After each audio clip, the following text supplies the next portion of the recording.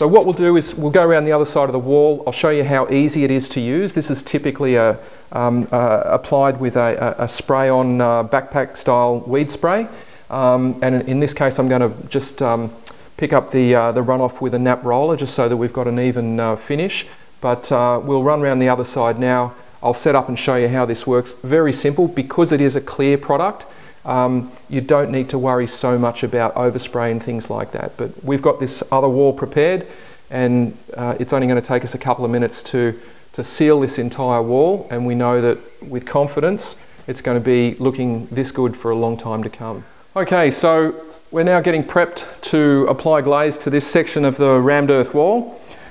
Fairly simple process. You can use a number of different things to apply glaze. In this situation we're using a backpack sprayer or a garden weed sprayer. It really is the easiest way to get the product on, but you can use a roller, you can use a buffing pad or a decking pad or a paintbrush, whatever suits. But for this particular application we're using a sprayer. The idea is we're trying to get it on the wall, we're not trying to create a fine mist like you would with an automotive spray paint. The idea is just to try and get it onto the wall. So we're using a simple backpack sprayer. This is something that you can get from the hardware store or the garden store. So just a few pumps there to get the pressure up. Now I've flushed my lines with water. The idea of flushing your lines with water is to make sure that you have nothing that's going to block it. So I just need to flush that water out before the product comes through. So I've actually flushed it with water, I've stored it with water in it so that nothing dries on the spray tip. And then I've tipped that water out, filled it full of glaze, and I'm now just ready to spray. So the idea is just spray, adjust your pattern slightly till you're happy with it. And then once it starts turning white, you know that you're actually spraying glaze. So that's the glaze that's basically coming out. You can see it, it goes on slightly milky, but it does dry clear.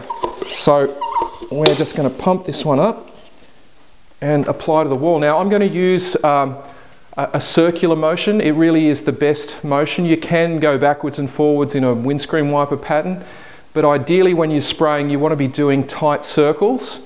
From left to right or right to left, but the idea is tight circles is going to give you a better coverage pattern. And what we're going to do afterwards is we're going to use a nap roller. So ideally you want it, as much of the product to soak into the wall. It's very low viscosity. As you can see, we can spray it without having to thin it down, but you don't want sheets of it running off the wall, and that's where we're going to use the nap roller to pick up those dribbles and runs, and just to redistribute that across the wall afterwards. So we're effectively back rolling with a nap roller just to tip this off. But I'll show you the process.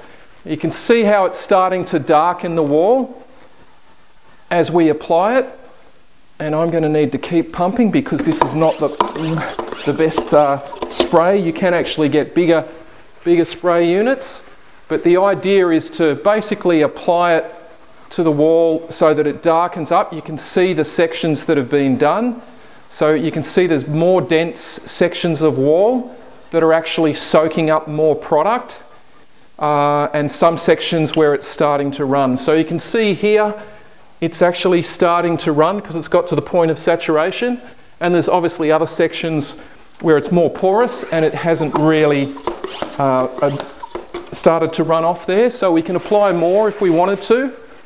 And the idea is just to keep working across the wall, and while it's wet you actually want to apply more. You want to give it a chance to soak that in, and once it's soaking it in you give it a little bit more and a little bit more and a little bit more, and that way you get a nice rich coat that goes in nice and deep, and it helps lock all of those surface particles together.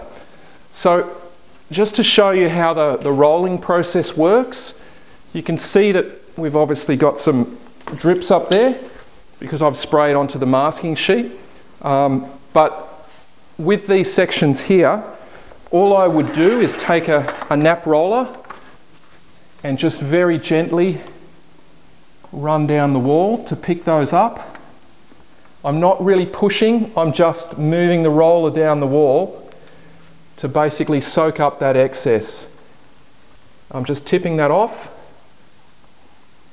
and what will happen is that will dry clear once it's dry. So you can tell the darker sections where it's wet out, and that's where you've obviously applied the product.